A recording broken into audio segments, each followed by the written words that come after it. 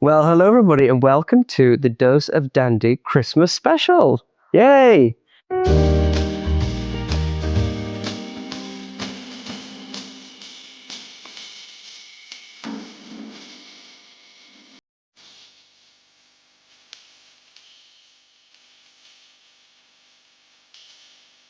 So happy Christmas, everybody. I hope you're having a lovely, lovely day. Christmas is one of our favourite times of year. It is just such a special time when you get to really indulge yourself and enjoy being with friends and family. So I know that Christmas is one of those things that is either a love or a hate thing, I think. And for me, it was always something that I loved when I was a kid. But then as I got a bit older, I started to fall out of love with it a little bit. And now again, I'm loving Christmas. So we're going to talk a little bit about that later on. But tell us about your dandy moment of the week. Ooh, my dandy moment of the week. I love Christmas, all the little details of everything, but my most favourite is wrapping the beautiful Christmas present, you know, with the beautiful paper, all the ribbon. I've got a box of collection of ribbon. I'm sure all the different colour, but all neutral. Oh, wow. You know. Are you sure there's no red? No. No yellow, no blue, whatever, neutral. But, and it's very calming. You have a glass of wine in hand and wrap the present, you know, and everything. But sometimes with the complicated one, it can be quite tricky. But it's all about patience, reflecting the Christmas moment and all that sort of thing. It's beautiful. So you spent a lovely time wrapping your presents. What I do. Yeah. It would a lot. Yeah. Present. It used to be something that I hated doing because, like you, I'm very meticulous about these things and I want it to be perfect. So I, about 3 years ago, really learned how to wrap properly and doing it without using tape. So folding, really creasing the edges down so you've got beautiful lines and then tying it up with a beautiful ribbon. So I can definitely relate to that as being a wonderful moment. Definitely. I need a lot of environment paper friendly. Yes. Rather than trying to boil all that. I need a paper that can be recycled. That's good. There it's more like brown paper and that sort of thing, you know, very simple, but they elevate it. And sometimes I don't need a tack. So I need what a ribbon, don't know, say a brown ribbon, it's for Nicolas, a green ribbon for my mum, and then got a very dark green ribbon for my dad, and then a gold ribbon for my partner.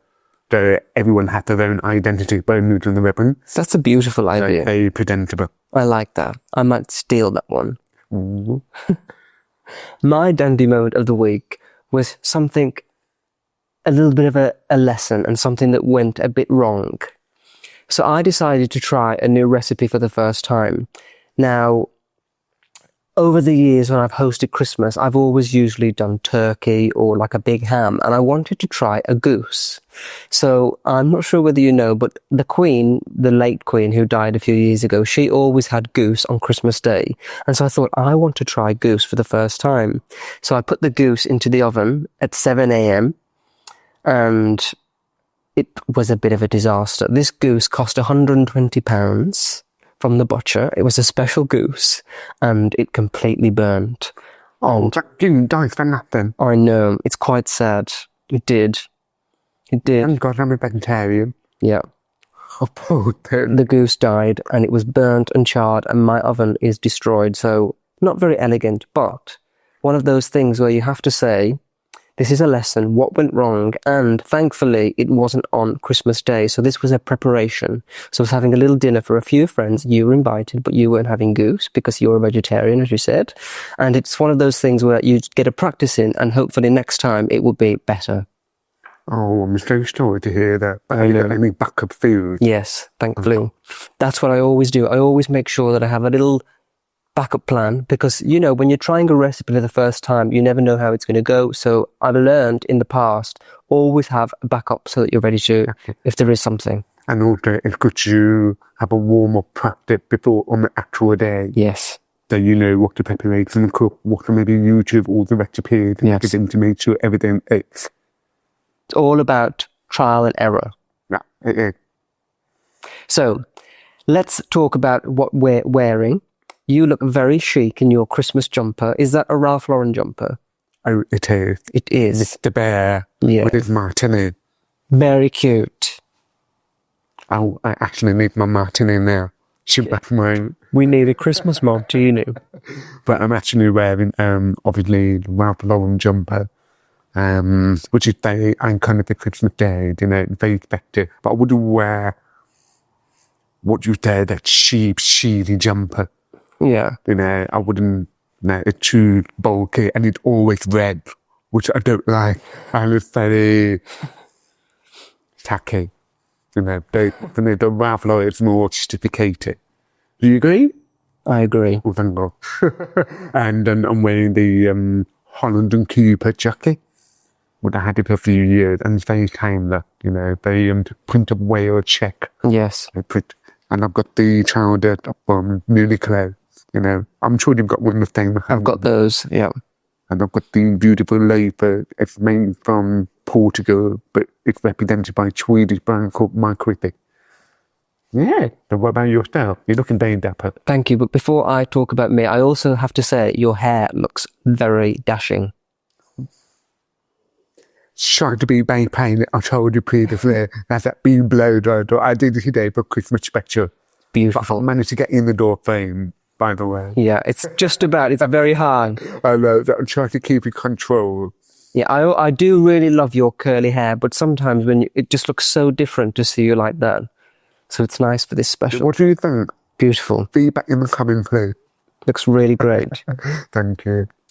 Yes, so like you mentioned, I think Christmas jumpers can be really beautiful, but you have to have one that's not very tacky. So for me, the only ones that I like are the Ralph Lauren ones, but none of them fit. They're always quite big. Take for you, get the children one. I've tried that, but they didn't have it goes up to age 14, and then they didn't have my size. So I just decided to. But when you have children like you, it's quite a good tip to wear the children's sizes. You can't get if the men's are too big. So I would love a Christmas jumper, but I couldn't really find one that I really liked. So I just decided to go with classic cream. What I say about it, very catty and chic. Yeah. You have to be representative Christmas all the time. But you've got something very Christmassy. It's your slippers. Yes, my slippers. But the Wizard of Oz. The Wizard of Oz, yes. Dorothy. Toto. Toto. But do you like them because they're red? They are in the red family, but they're not red. They're kind of like rich, burgundy. Yeah. It's very beautiful for Christmas. Yeah. Well, I just thought they were a bit festive. And I would never usually wear this type of shoe on a normal day, but on Christmas Day, you can get away with a little bit of glamour. And then these trousers are tweed from Walker Slater. And this is a Uniqlo jumper. And I've got a little scarf from Marks and Spencer. And we were talking recently about Marks and Spencer, saying that they've really upped their game with the clothes, and the clothes are really beautiful now. They're becoming more modern, always thinking. Yes. And also, it's very good quality before, very affordable price. And yeah. I mean, as you know me, as I've told you before, I buy some woman clothes and it fits me like a glove. Yes. And it's really perfect. I normally go to a tailor to have everything adjusting. But this time, everything's shipped, and I love it. And I'm She's beautiful. I want that. And I'm thinking, look at my arm, it's full. And I'm like, okay, let's check them back. You know, what Coco Chanel always did, you get everything, but we have a couple of things you take it back. Yeah. Which you don't need. That's a good tip. Tend to with everything's so beautiful. I know. And it's affordable. Yeah. Which is great. And actually, a friend of mine was telling me the other day that Marks and Spencer invest a lot of money into finding new techniques to the way that they make the clothes so that they make them better quality. So that's why they're so good quality, but great price. And the cooking environment, they renewed it to make it look new. Yeah. And that sort of thing. Yeah. So have you had some nice gifts today for Christmas? Oh, I had a quite a few nice bits and bobs. Like I got some lovely silk pyjama, you know, and a lovely bottle of champagne, my favourite, beer coke salmon. Yes. Which all that sort of thing. I just like quality things. Yeah, same. That can like a sentiment of a long time. But tell me about the best and worst gifts you've ever had. Start with the best.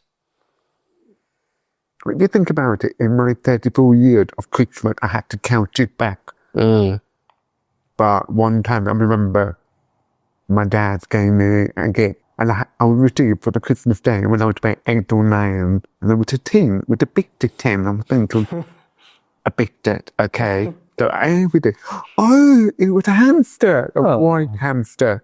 Very sweet.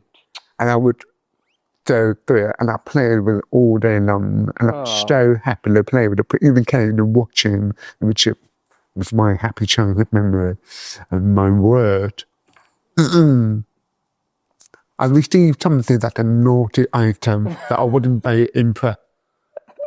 So my date gave me the present. We were dining at the Harrods restaurant on the top floor, very glamorous.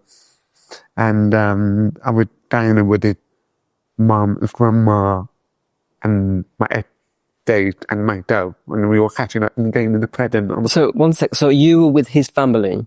So he gave you this gift in front of his family? Yeah. Right. Okay. That's what I mean. And he gave me the gift. And I ate it and everything. I was mortified. I was so naughty, and I took it off the present, and the mother and grandmother were shocked. They spat their food. And I was like, is that afternoon Christmas present you're giving me? Yeah. Okay, we are done. So that was the end? That's the end. After the lunch, I left. Thank God. Happy after I can't pronounce this story, but that was my... I think we all know what you mean. That's very naughty. Bad behaviour. So how long... Where's the etiquette? So how long were you dating this rude person? About 4 months. I thought you did really well. What you did after. God. If you're washing... Very bad behaviour. And I'm not interested. And I gave me a really nice gift. Now I'd be like, what a waste. What a waste. Oh, well. How about yourself? Well, my best gift ever was also when I was a child, because I think there's nothing like Christmas when you're a child. It's the best time. It's so magical. And, you know, Santa Claus is coming and you're very excited and you believe in that lovely magic. And when I was about 5, my parents bought me this, at the end of opening all of my presents, they said, oh, there's one more. And we went out into the garden and there was this big car, like an electric car. Yeah. It was a Jeep. And I was just very posh. And you know, I was talking to this about my parents a few years ago, and I said, that, you know, when we were growing up, you didn't have a lot of money, and you bought me this amazing present. And they said, we've saved up for years and years to buy you this thing. I thought, wow, how sweet. And this car was like, I used to drive around the streets, and I wouldn't let anybody in the passenger seat. It was mine. I was very selfish, but I loved that car. It was the best. Oh, that's dangerous. Yeah. How long you had it for? Probably, it was quite small. So I think when I got to about 7, I couldn't fit in it anymore. So I had to sell it. But it was the best thing ever. Basically, passed your driving test. Yeah, that's why I'm such a good driver now. Really? You being in the car later. And my worst, I've got 2. So when 2, yeah, the worst when I was younger, when I was about 15. And you know, when you're opening your presents in front of family and everybody sat around, it's like, what have you got? What have you got? What have you got? Ooh. And I think it was my parents who bought me a calendar. And it was a calendar of Cameron Diaz. You know the actress? Yeah. And it was on the holiday. Yes. And she was wearing like hardly any clothes, very, you know, a very sexy calendar. And it was very embarrassing because I was 15, obviously gay, and it's like, why are you buying me a calendar? It was like a test to see how I would react, and I was just like, and I remember I just picked it up and just threw it on the floor. What was your parent react? They were just like, oh, that's another thing I forgot to tell you, that my parent bought me a toy with like Action Man. Yeah. And I received that almost every year, and I look at it, and I responded, wait for my Barbie. You wanted a Barbie, saying... I prefer a Barbie that can play with the hair, putting like a shoe on, not an Action Man. Yeah. I wonder where the Action Man gone now. Gone. And I wonder why. But Barbie's still here. Oh, yeah. Hello, Barbie. Barbie's still going. And then my other not very good gift, when I was 19 and I had my first partner, for some reason he bought me a lamp. What kind of lamp? A table lamp. I love a lamp. No, it was quite a good lamp, but do you really want to have a lamp for Christmas? No. So I was like, oh, thank you. And that was kind of like my main present, a lamp. And soon that you love your lamp. I do love lamps, but not for Christmas. That's where the history associated. Yeah, the lamp. So I mean, I love lamps, but not really what I was expecting for Christmas, you know. I mean, you can buy that yourself. Yeah, you can. You can. What was the most expensive gift you ever received?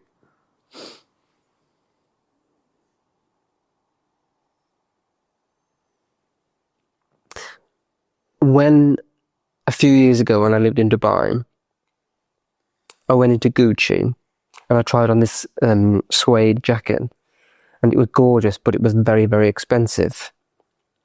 And I just couldn't stop thinking about it. And my ex-partner, he bought it for me and gave it to me on Christmas. And it was just, wow. And you still have it? I still have it, yeah. And that's the good thing about these things. Even though that jacket was very, very, very expensive, it's probably the most expensive thing I have at home in the wardrobe. But I've had it since about 2016, and it's so almost 10 years, and it still looks perfect. It's in great condition, fits beautifully, and it's a timeless style. It's like what affects my previous podcast with you again, quality forever, with the price is forgotten. Yeah. So the set of the time. Yeah, it is. You know, the quality, it's looking good all the time. Exactly. So Christmas is, as I mentioned at the beginning, one of those times that can be either you really love it or perhaps it's not for you. And in my life, I've gone in between both of those perspectives. So when I was very young, we had amazing family Christmases. Growing up every year, it was always magical. My parents made it a very special time of year.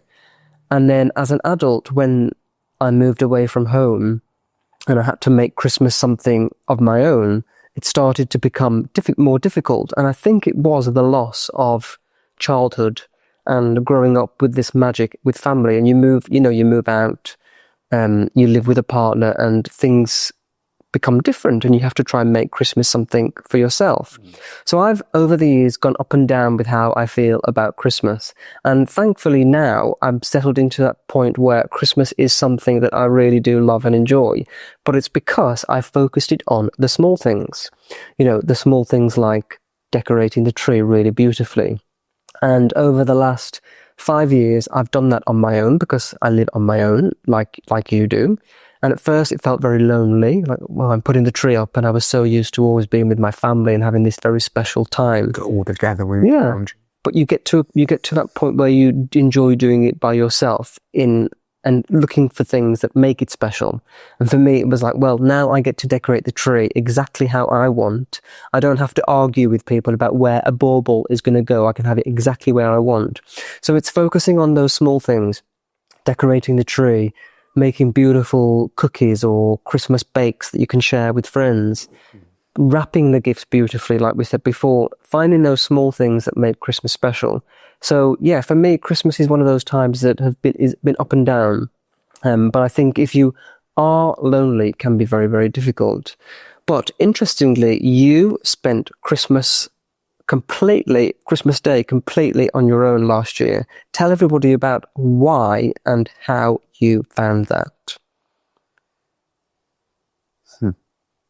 Interesting you say that, because if you think about it, in the last 33 years of Christmas, yeah, and it's all about people, family, and the band. It's all about them having a good time together.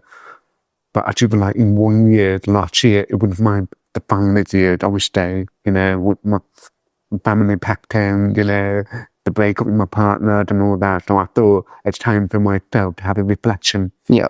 Because it's to represent what it made them really want, that one of them think about other people.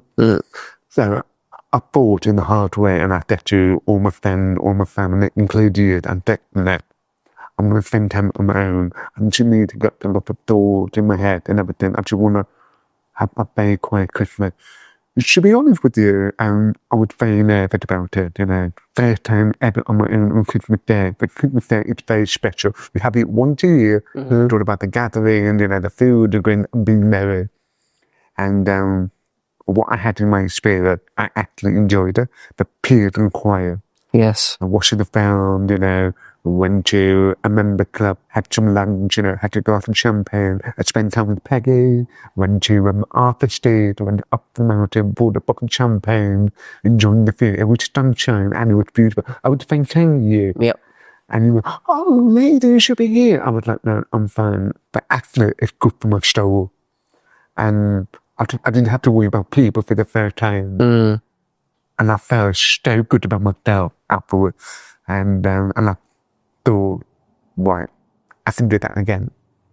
And it was nice to have my own company because it's being rare. Yes. I mean, I'm at home on my own every now and then, but it's just all day with nobody. A lot of maintaining, calling, text them. And after that, I should just down there.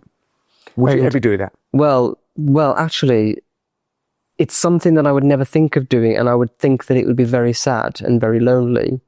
And that's why when you told me that you were spending Christmas on your own, and I kept begging you, come with me to my family, and you said, no, I've decided I'm not coming, I'm having it by myself. And I thought, this is a terrible thing.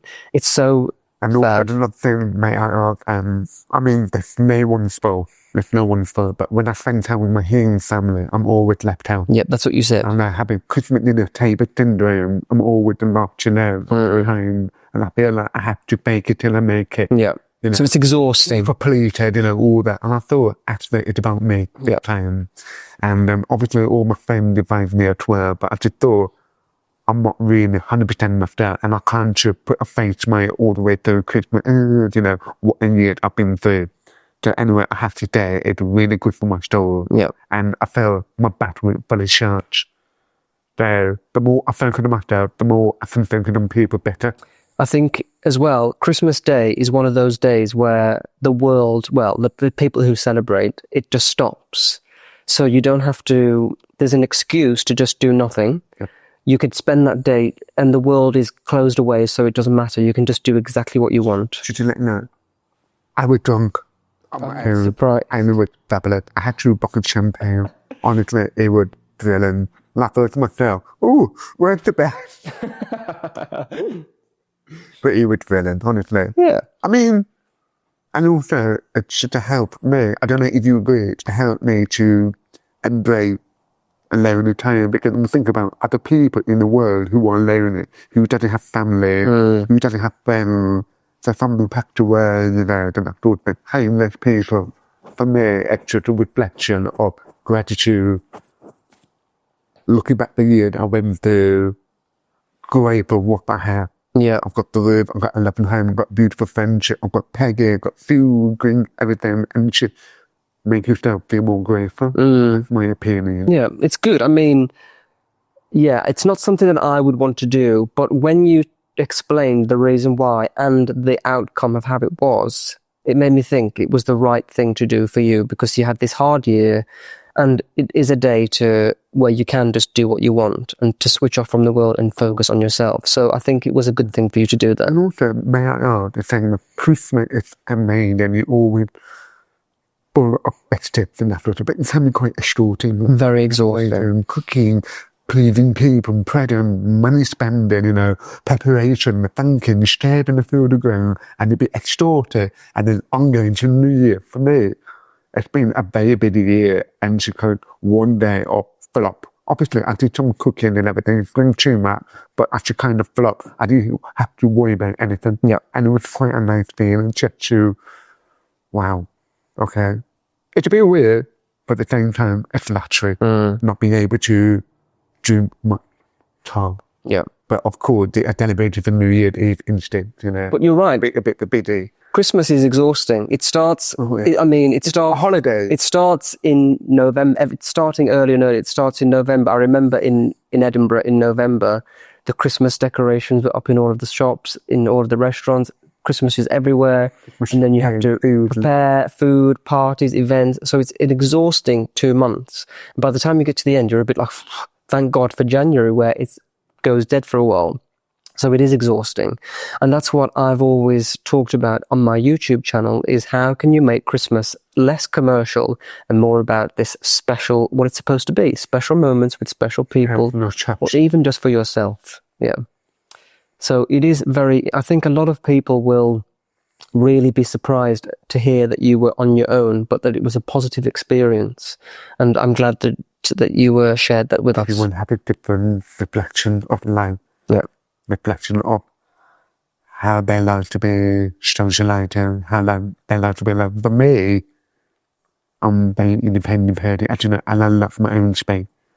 And sometimes when I have my own room, it's very rare and it's quite luxury. That was my luxury present to myself. Yeah. Being on my own with Peggy. No. I will do it again, but maybe in a few years' time. Yeah.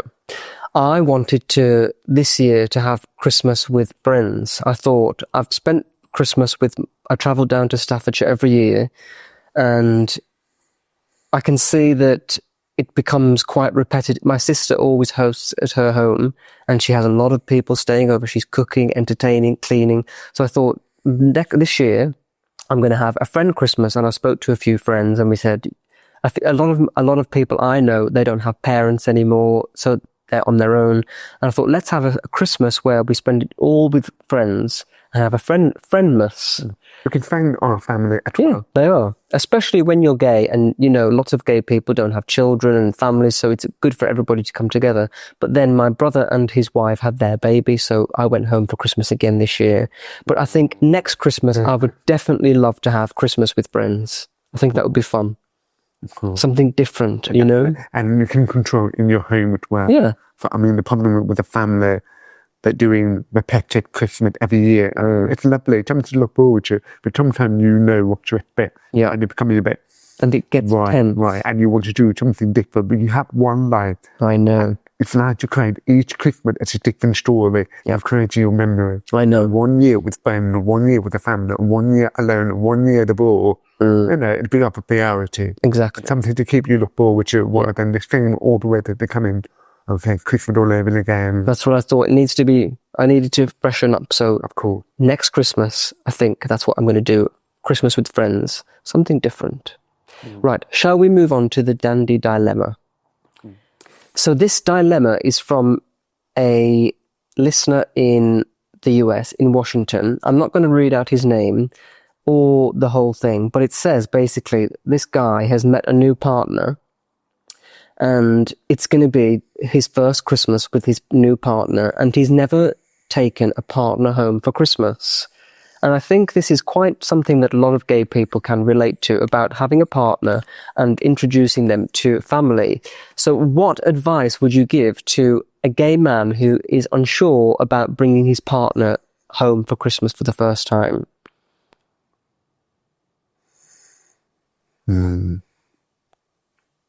For me, it would be good to have a warm-up before bringing the partner in the house. But and again, it depends on the parent, depends on the family. Are they open-minded? Are they closed-minded? Are they, yes, why not? Are they adventurous? But then again, it depends on the situation. But if that happens to me, I would introduce my parents before Christmas. They have to be, I agree. Oh, thanks time, that sort of thing, that helps you break the ice and get to know each other before the actual meeting in person. Otherwise, it becomes fictive. If that's not the show, then you have to be very confident that you're right. This is my partner, whether you like it or not. Exactly. Hey, it's a Christmas present to you. Hello. Surprise. Surprise. But it can be quite a hiccup, if you know what I mean. But then again, you know your parent better. And you know the situation, though you must have the confidence to bring it in the first place. Yeah, I agree. So, yeah. If you can, definitely try to introduce this person into your family's life before the big day, because, Christmas is one of those very strange days where like I said before, we've been going through months of stress and shopping and eating and cooking, and then you've got this whole day with your family, and it's a pressure cooker of emotion. And at the end of it, you can just burst because everybody's so stressed. I'll be hiding in the larder, drinking champagne, hope it all goes well. Fingers crossed. Did it go well? No, keep going. Yeah, but I would say you have to be very, very brave to take a partner home for Christmas without introducing them first. So try to get them introduced first, I would say. But then also, like Nathan said, it is that thing of, yes, I'm sure that you are putting yourself out massively for your family like we do at Christmas. So they have to accept you for what you're doing as well.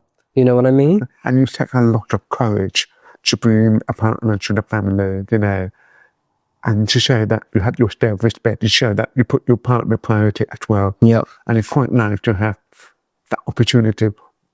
It's also very down for whether Christmas or not, the parent will eventually have to meet the partner.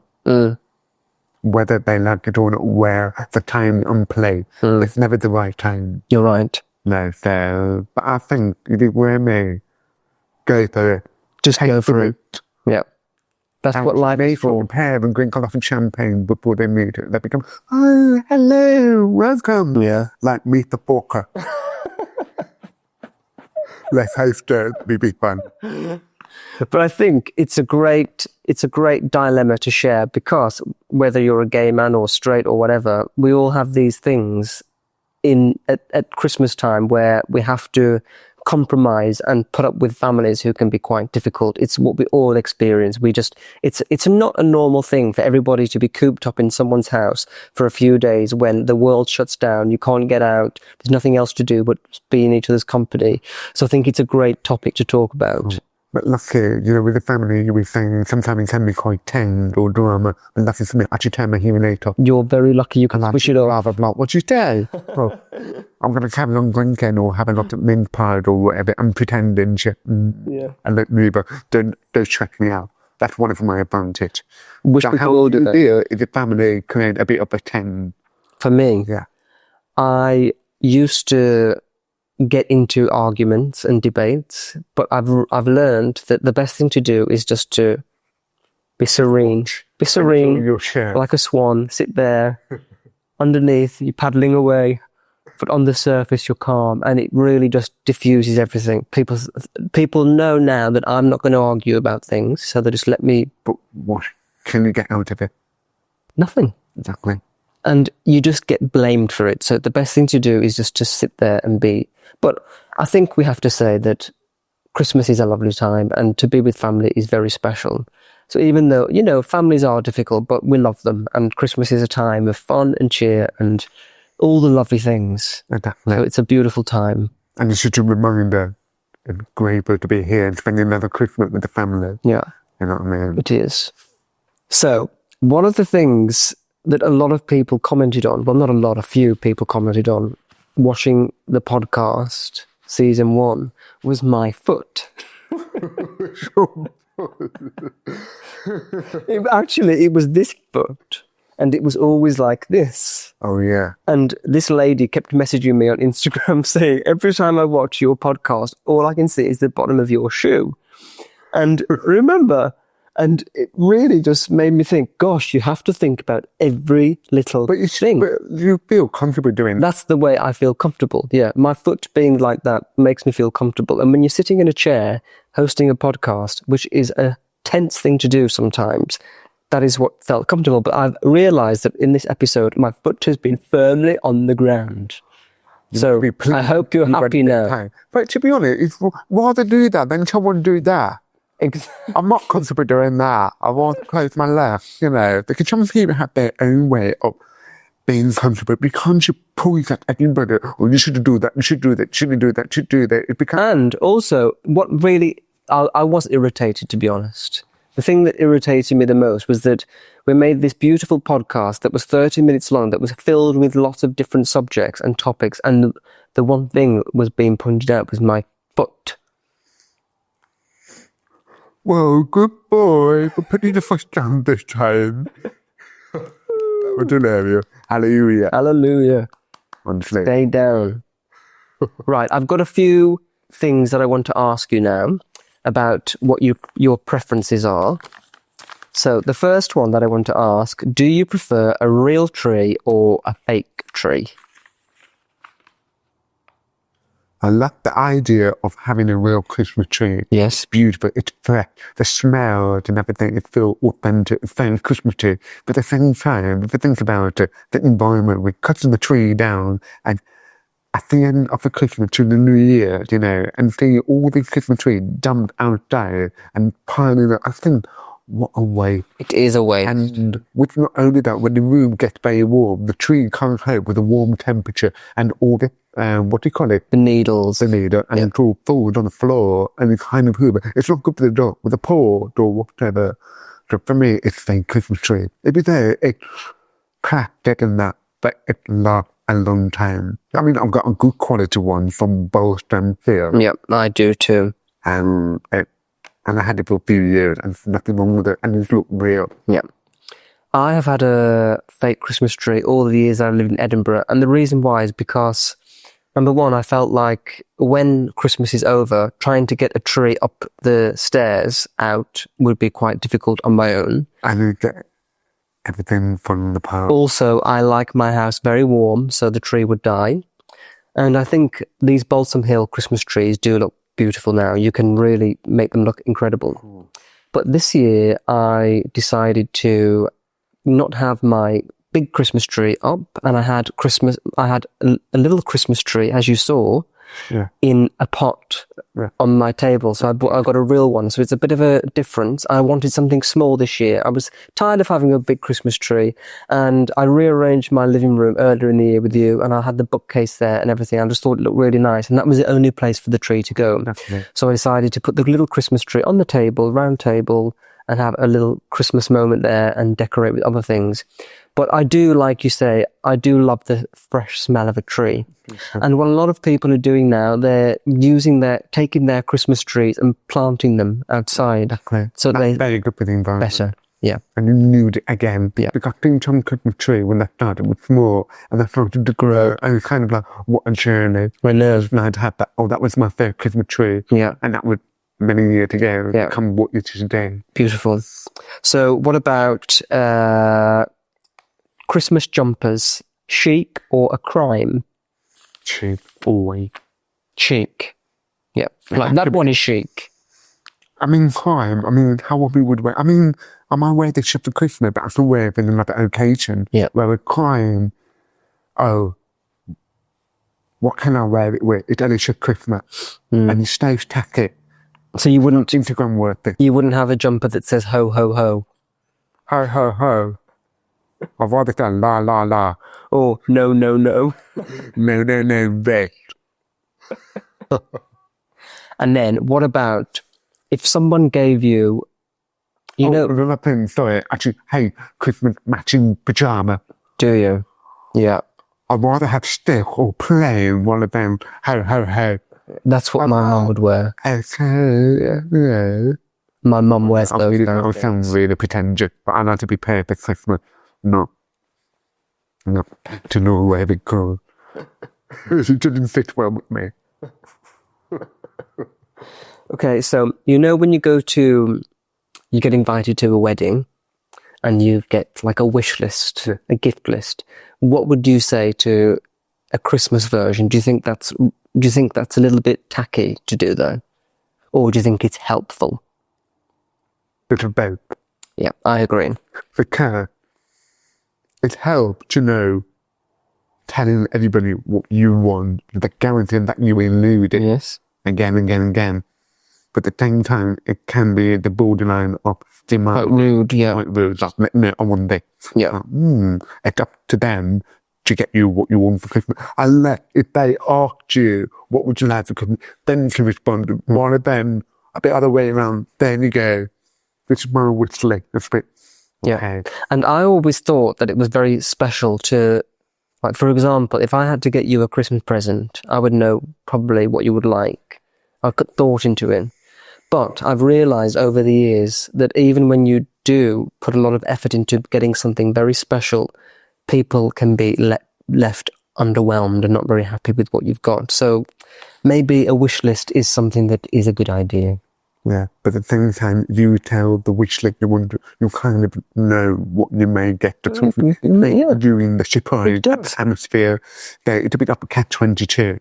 But then again, if you know the person very well, they might have dropped something in the year. Oh, I want to have that code or something. Oh, I love that person. You should then realize, try and work it out. Look at their home, what is missing, what's need doing. Maybe they need a new boot.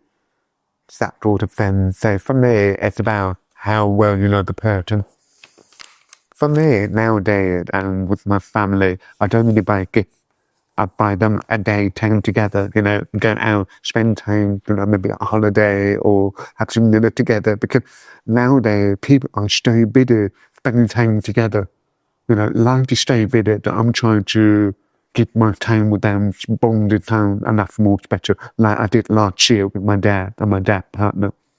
And I took them to the Balmoral Hotel and they had a vegetation experience and they loved it. Because we spend time together and it's something different that haven't been used to, whatever we give, thank you, and then pay it away. What we do with my family, and this is actually quite fun, we do a secret Santa. And we do also buy proper gifts, but with this secret Santa, you have a budget of £10. Challenging. And you have to buy a gift. We put each other's names into a hat and you pick one out and then you have to buy each other a gift. And it is hilarious because you have to only spend £10. It's quite difficult to find something and it has to be personal to the other person. And it always ends up being the funniest part of Christmas when we open these things and we're howling with laughter. If that happened to you, if you're giving me something and I don't want a red underwear with ho, ho, ho. You never know what you're going to get from Secret Santa. I'm like, bye-bye, to the pips. What is the first thing that you're looking forward to waking up to Christmas? What's the first thing you do on Christmas Day? Well, because I've got young nieces now, my niece Eloise, she's only a few months old, so it's not the same with her, but my niece Ava, who's 9, she wakes up at like 5 a.m. and we have to sit and watch her open her presents. Yeah. So I'm always a bit like, ooh. But I always like when we get dressed into our lovely Christmas outfits and then we have a lovely glass of champagne. And it's like, ooh, Christmas Day. You're drinking at 11 a.m. It's perfect. Well, we've got the same time. What about you? Actually, just waking up. And like you were saying, have a glass of champagne or what they say, a mimosa. A mimosa, yeah. Have all that, everyone get together and everything, go to the drawing room, having a catch up and saying good morning and that sort of thing. But I'm also looking forward to the fresh smell of cotton being baked the first thing of the morning, and the smell of what in the kitchen, you get used to it. But we don't open the Christmas present until much later in the day. Then let the time spread out. And then we start with the stocking, or the small gift, which I love, something can be quite beautiful. That's nice.